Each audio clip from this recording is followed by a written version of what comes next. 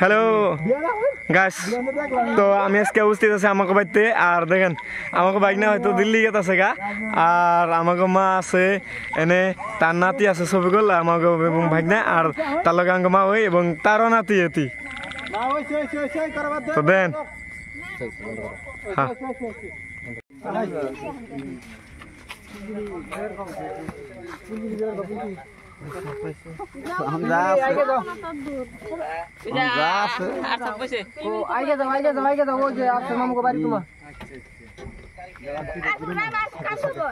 কোন যাবেন আবার স্ট্রবেরি?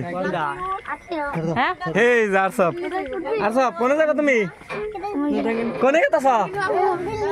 হ্যাঁ এমনি চাই কও কোনে কোনে কেন নিগে তোমার দাদি করতে বু করতে যাবে?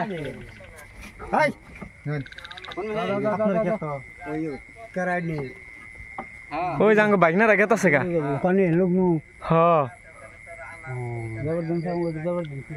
হ্যাঁ হ্যাঁ যান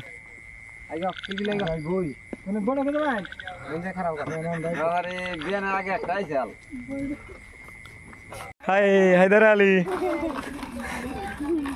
যাও।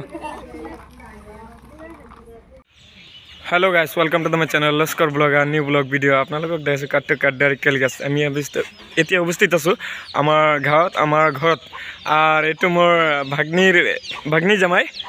तो आज के निकी चले যাব दिल्ली।